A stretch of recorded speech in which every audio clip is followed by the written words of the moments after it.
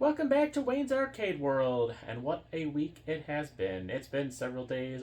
Overall, things are going pretty well with the new laptop. I have Clipchamp installed. I'm starting to edit videos. I actually finished editing part 1 of Midwest Gaming Classic 2025, and overall that went pretty well, with kind of a strange caveat to that, which I will discuss in a little bit. But we're back in Wayne's Arcade World because I have some old speakers in here. Computer speakers, actually back from when I worked in Chicago. And if you know me well enough, you know I like to use old stuff, especially electronics, computer stuff, as much as I can. If it still works, I'd like to use it. That should be obvious from the two-parter of my old computer parts and computer systems, as well as some of my other Wayne's Arcade World and personal vlogs, seeing me reuse some of the lights here in this arcade, doing vlogs with that old Windows XP laptop. Of course, the Windows 7 laptop was also used. Both those systems I saved from becoming e-waste. And that's another thing that I will discuss in a moment. We have kind of a weird issue going on with the old Windows 7 laptop, which just started today. I will discuss that in a moment as well, but I want to get these speakers, which I have confirmed are in the closet here of Wayne's Arcade World, and I want to hook those up to the new laptop and see how they do, because it's okay, but there's definitely sort of a nasally tone. That's the best way I can describe it with the internal speakers on the new laptop. I like the sound from the old laptop better, just being completely honest. And I was using the internal speakers there as well. So I want to hook these up. I used these at work for many, many years until I left the company in 2020. And they just kind of have been sitting in storage. But they had some really, really good sound on them. They were from Best Buy. They were the Insignia brand, the store brand of Best Buy. They didn't cost much, but man, they had some good sound. So I'm very curious. I want to plug those into the laptop now and really see how it compares. Now, maybe I'm just spoiled by that old Dell laptop, but again, the best way I could describe it is a very nasally sound, and it's kind of bugging me. Now, it's not keeping me from editing videos or anything, but it just doesn't sound the same, the videos I'm editing. And anything in general, YouTube, whatever, it just sounds nasally, high-pitched, you know? So, it's in one of these random boxes here. A bunch of random stuff in it. I actually looked a few places before I found it here. I knew I didn't throw it out because I don't throw anything out. Yeah, I still got this business hours here. When I got that open sign, the LED light by the decoration table, a whole video on that. This guy, hang up once in a while, but not too often because I don't have visitors coming here, except during like birthday parties and family events, holidays, stuff like that. A few people come down and play. I also have these, need to be hung up somewhere. I got these for Christmas some years ago.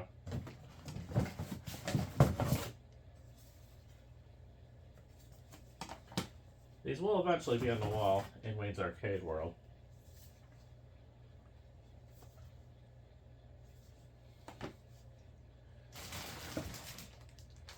A whole bunch of random stuff, and there is a lot of random stuff in here. There's a couple interesting things, like I don't even know what this is for, but yeah, another handheld thing which it uses batteries, but it might connect via Bluetooth. I really don't know. I don't see any external cords. I don't really know what this is for.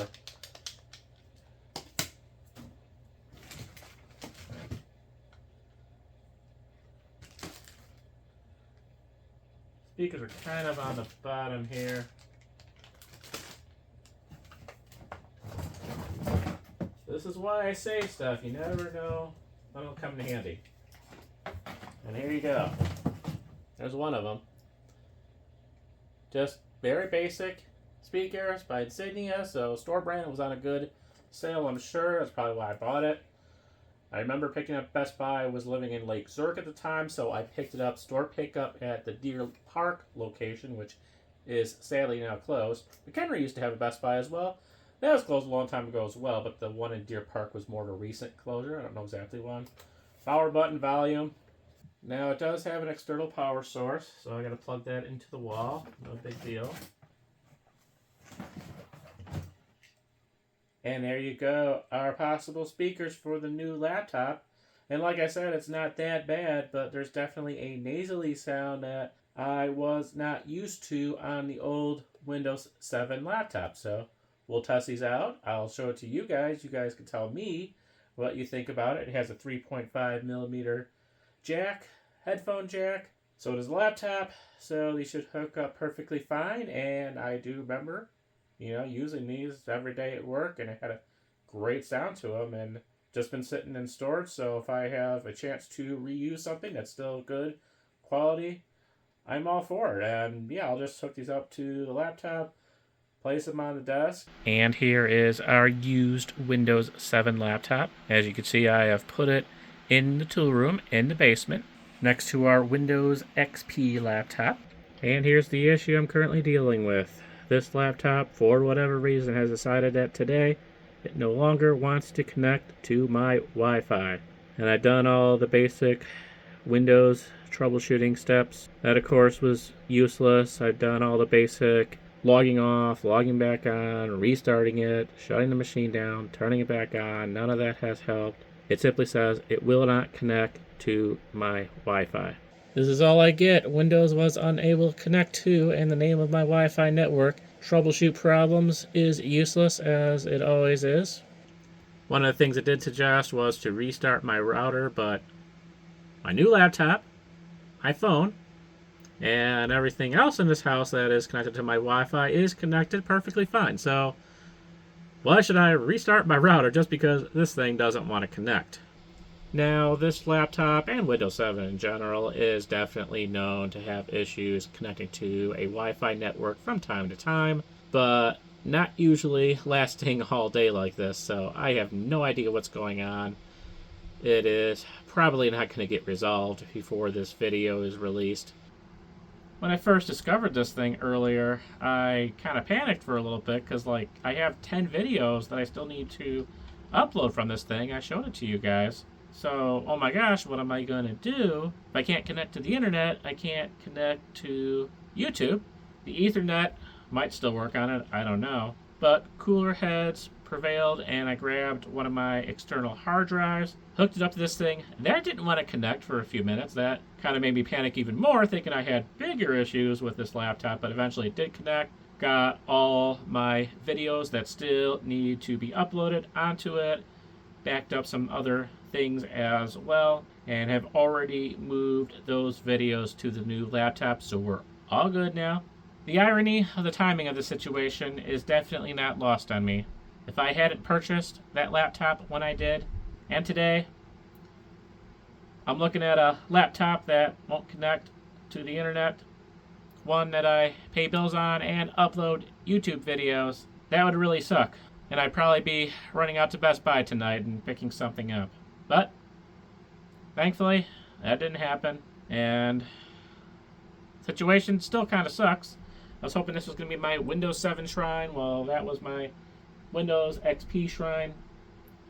Technically, neither of these machines are really safe to connect to the internet. I still have my installation of Facade, which I should be able to play without an internet connection, so that's cool, I guess. One thing I should still be able to do is test out these speakers. Make sure they still work before we bring them upstairs. We should see a blue light. And indeed we do. That's a good sign.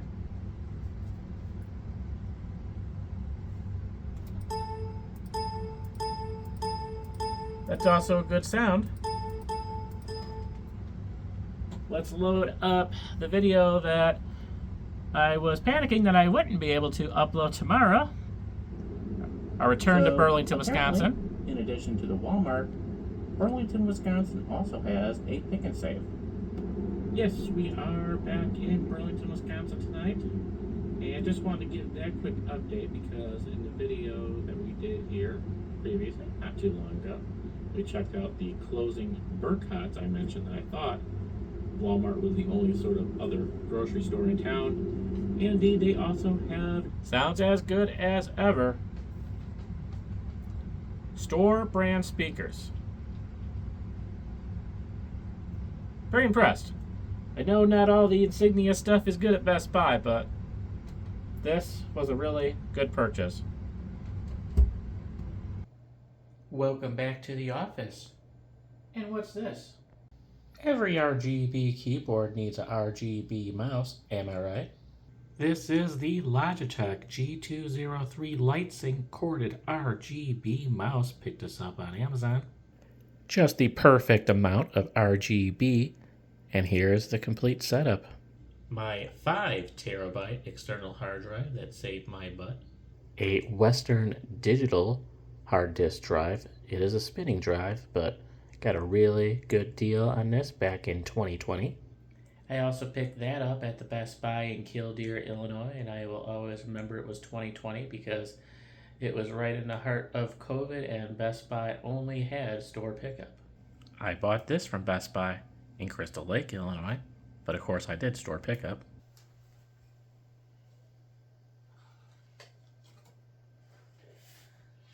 Alright, this is the right speaker. It should go right here. Our power hookup to the right speaker. And our little 3.5 millimeter jack. Yep, it's on this side. There we go. Alright, let me know what you think. First test, the internal speakers.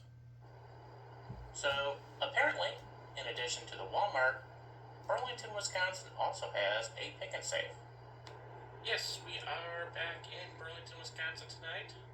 And just wanted to give that quick update because in the video that we did here previously, not too long ago, we checked out the closing Burkhart's. I mentioned that I thought Walmart was the only sort of other grocery store in town. And indeed, they also have a pick and save. And now the Best Buy Insignia brand speakers. So, apparently, in addition to the Walmart, Burlington, Wisconsin also has a pick and save. Yes, we are back in Burlington, Wisconsin tonight. And just wanted to give that quick update because in the video that we did here previously, not too long ago, we checked out the closing Burkhart's. I mentioned that I thought Walmart was the only sort of other grocery store in town. And indeed, they also have a pick and save. Not even a close competition, in my opinion. The external speakers easily win. But what's really weird is I like the internal speakers on that Windows 7 laptop better. Just being honest. Now, that wasn't a deal breaker. I didn't return the laptop, and obviously we have a solution for that. Get my old used speakers from work. And I want to try and stay positive here. Overall, this has been a very good experience with this laptop. I don't have any of the glitches that I had with Windows Movie Maker. And there were two major ones. The first being the random blue screens while I was loading videos into the editor. And the second was a really weird one, depending on where I would split a clip. If it was too close to the end of the clip, or sometimes just for whatever random reason, it would erase a bunch of my other clips and just completely corrupt the project file. So I had to do this whole process, basically splitting every clip, undoing it, and then usually it would behave a little better, but it was so annoying. But getting on now to the major issue that I'm having with this laptop, and I believe it is more related to Microsoft Clipchamp. The free video editor in Windows 11 is basically the Windows Movie Maker equivalent. I've been testing it out with the Midwest Gaming Classic videos, and I'm experiencing a lot of stuttering and buffering, and I really don't know why. I have a brand new gaming laptop with an RTX 4060, 32 gigabytes of RAM. It shouldn't be the laptop. Based on some of the research that I've been doing, a little Googling, it seems to be a known issue with Clipchamp. And for all the glitches that I had with Windows Movie Maker, I never had any of those issues. The videos ran very smoothly. Now, once I fully compile it and turn it into a video file, it seems to play pretty well, but not in the video editor, and I don't really know why. Now, it's not unusable, but kind of annoying, and I don't know what the solution is. I mean, other than getting Adobe Premiere Pro, which I know some of you in the comments are probably going to suggest, but that costs money. I'll show you a little bit of part 1 of the Midwest Gaming Classic video in Microsoft Clipchamp, so you can see the stuttering for yourself. And we're in. Welcome to the Midwest Gaming Classic, everyone. 2020. Here's a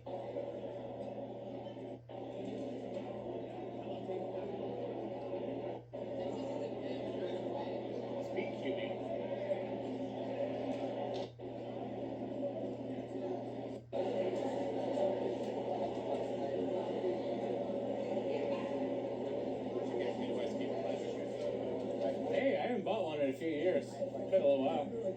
I think 2021 is the last one I bought.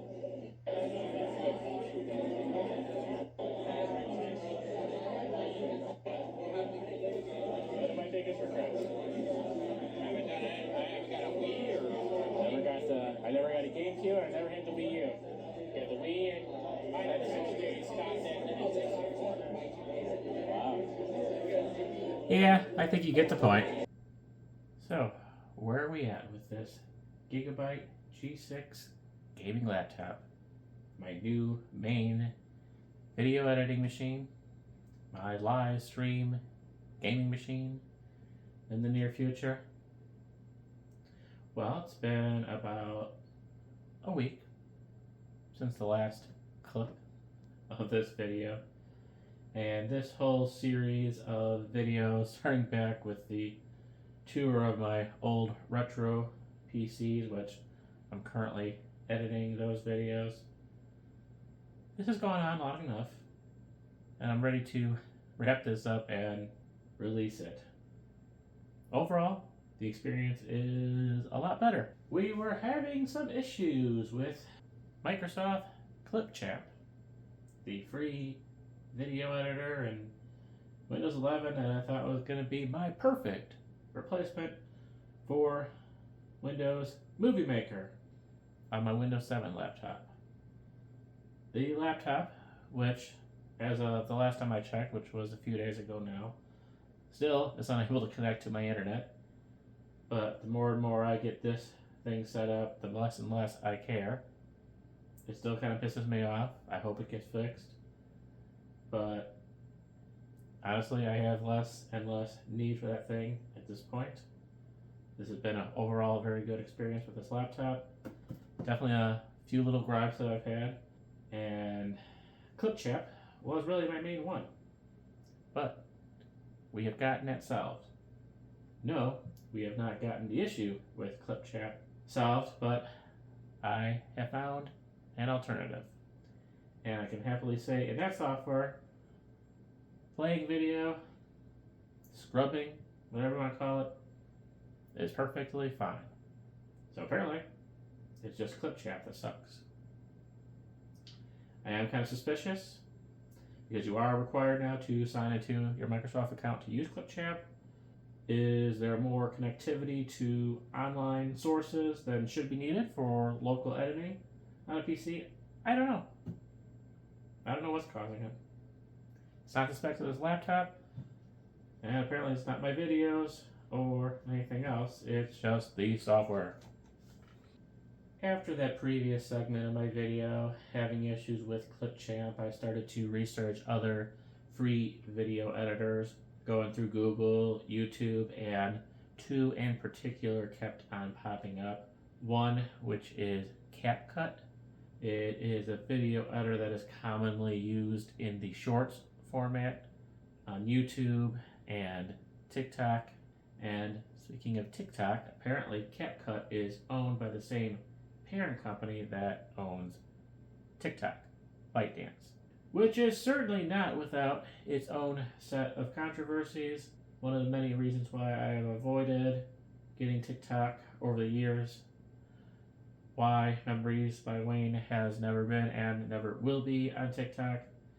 So I did not particularly want to use their software, even though it looks like it is a pretty good video editor. And then one that came up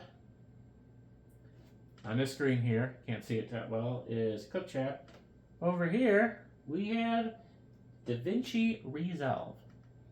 Now, it is a video editor I have certainly heard of, did not know anything about. This is a very professional video editor, very similar to Adobe Premiere Pro, but they have a free version. They have their paid version, subscription version, whatever. They have a free version that is still full of professional editing stuff. Tons of things that I will probably never use. Tons of things I will probably never understand. There's huge sound and color editing things in here. All sort of special effects things that you can do. It's insane, and this is not going to be a review video of DaVinci Resolve. Maybe I'll do that later. I'll link a couple good review videos, beginner videos that I watched to decide whether I was going to get DaVinci Resolve. I'll link that in the description below. This video, set of videos has gone on long enough.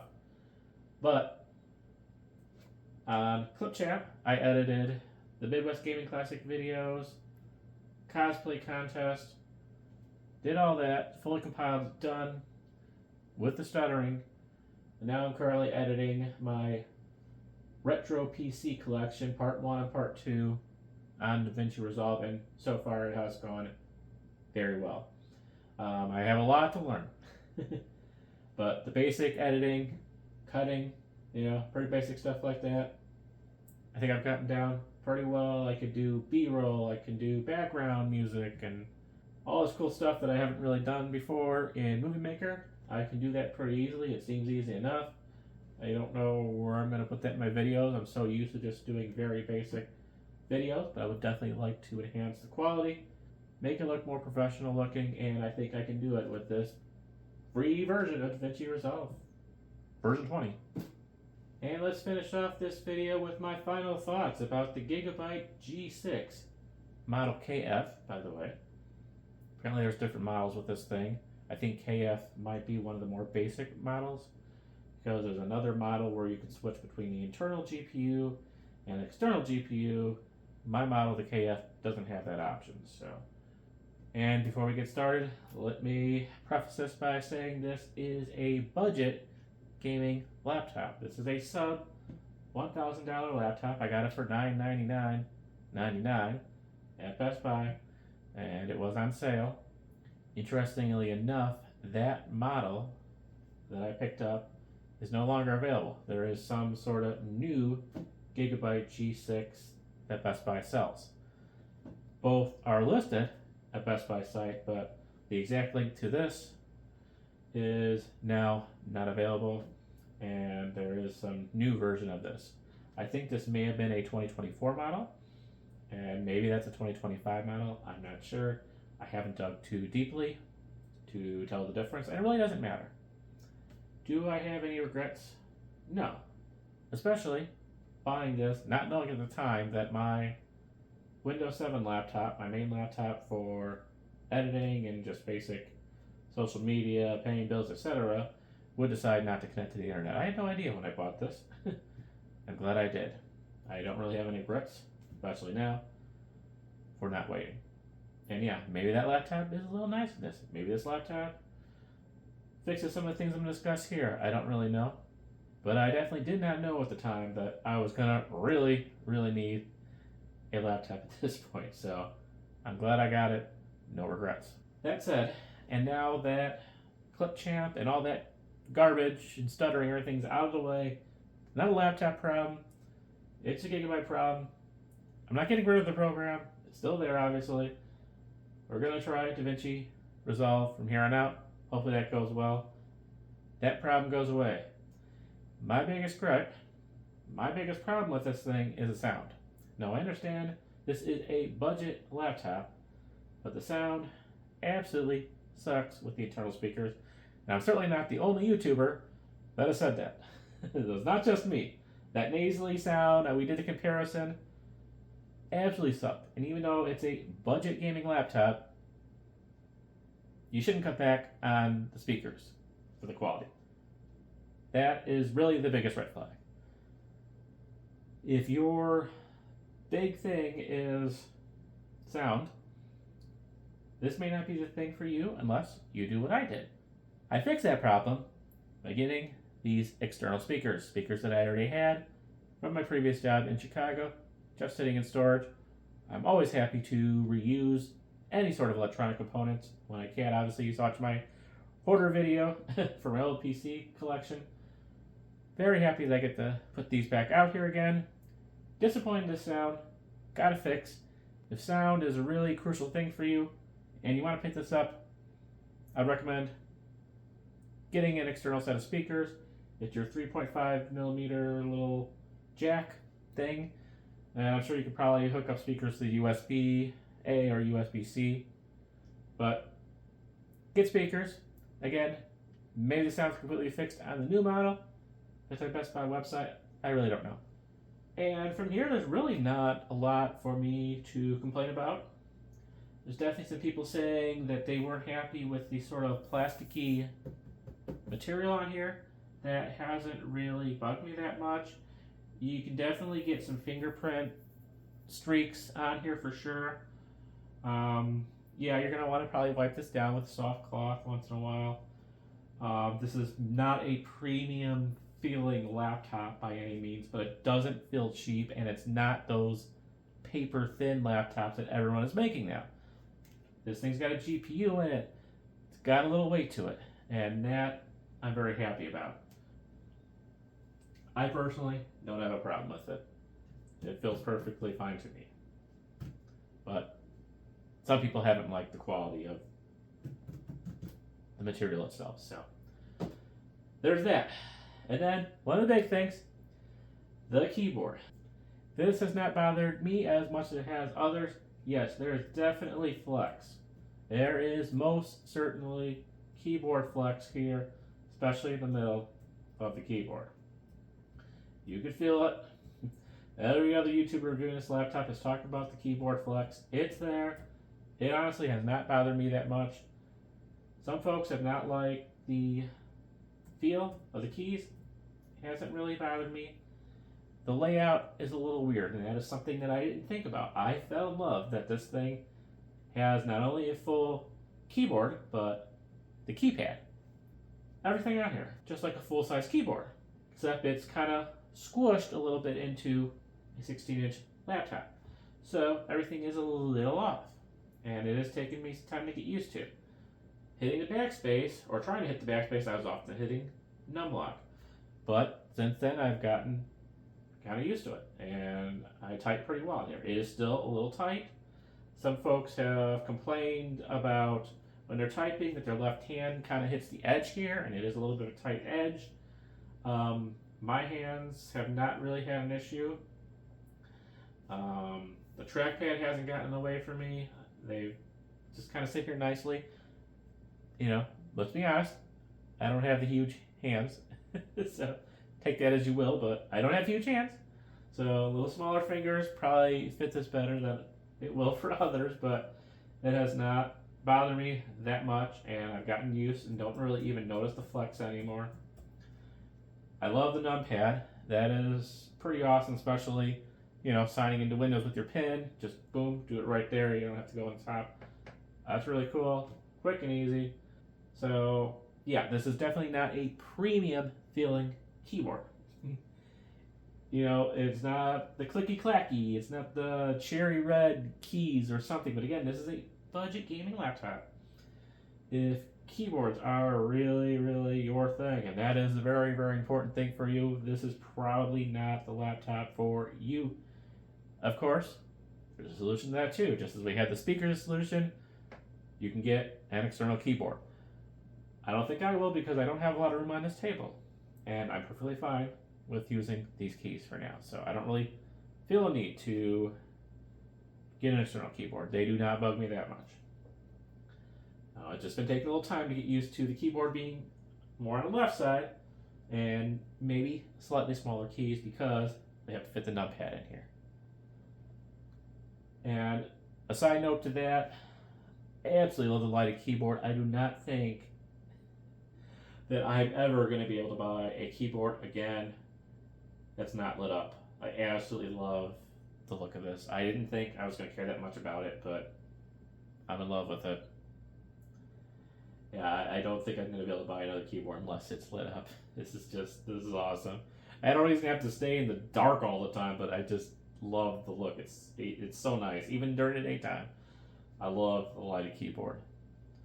It's yellow right now. I had it red for a while, and then it was blue when I first got it. So, it's not wild, crazy colors, changing colors all the time, or whatever. Like this mouse, I absolutely love this Logitech mouse. This thing is just, it feels so nice, very responsive. You can set to different DPIs and all that. There's a ton of settings for it. Great purchase off Amazon, but that's a side thing. Yeah, no crazy colors on this thing, but that's okay. I don't need to have rainbow colors going throughout the room. Maybe a little more options would be nice, but this is perfectly fine as well. And as far as negative stuff, that's really about it. As a personal preference, now this thing has 2 USB-C ports. I would have been happy with substituting one of those USB-C ports with a USB 3.0. There's one USB 3.0 and one USB 2.0 on here. Again, that's just a personal preference. And if I, for whatever reason, do need more regular USB-A ports, there's always a USB-C hub that I can purchase from Amazon pretty cheap, so not a big deal. And one of the things I love the most on here, and well, obviously night and day difference, speedier, but obviously with the specs that's going to be understandable. A modern up-to-date processor, 32 gigabytes of RAM, 1 terabyte hard drive. I have plenty of storage for my videos. Everything is so snappy, quick. Barely hear the fans come on this thing. But I haven't really stress tested it yet or done a lot of gaming on it. But through the video editing that I've done so far outside of Clipchamp, beautiful. Just beautiful. And I'm getting with this. This screen, this 16-inch screen here. Now, I don't think it's like OLED or anything like that, again, as it is a budget gaming laptop. But this is just a beautiful screen. And my older Dells through the years have had very nice screens as well. Sometimes crazy bezels on it and just wasted room, but this screen is just amazing. I love it, you know, and it's nothing super fancy, but it's just great.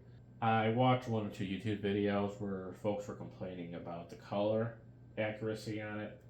I don't know. I haven't run through a color gamut or what any of that stuff like they do on Tech Tips, but I really don't care that much about it. This is a beautiful, beautiful screen. So that's really all I got to say about this. It's been a very good experience so far. And honestly, I'm hoping, as you can tell from my old PC videos, I like to keep my hardware for a long time as possible. And I'm hoping that I have a long life with this. 5, 10 years down the road. I hope this will serve me well. And right now this has 1 terabyte hard drive.